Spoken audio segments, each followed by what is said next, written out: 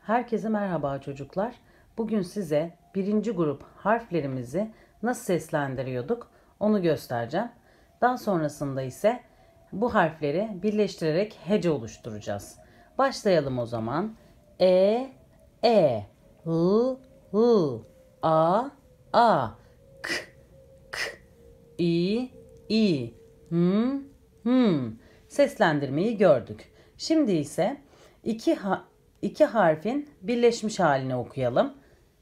El, le, al, la, ek, ke, ak, ka, il, li, ik, ki, en, ne, an, na, in, ni.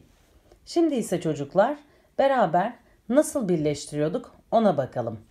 E ve L gelmiş. Ne olmuş?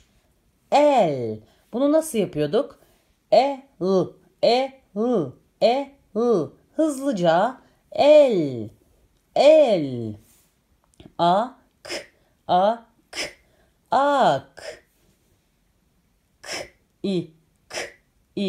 Ki. Na. Böylece devam ediyorduk. Daha sonra ne yapıyoruz? Sizinle şimdi bir oyun oynayalım. Ela'yı göster bana dediğimde la.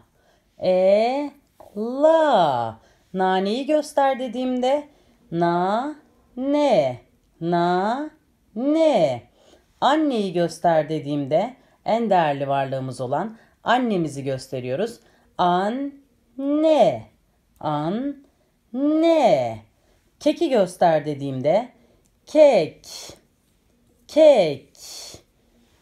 Lek göster dediğimde lek. Laleyi göster dediğimde le.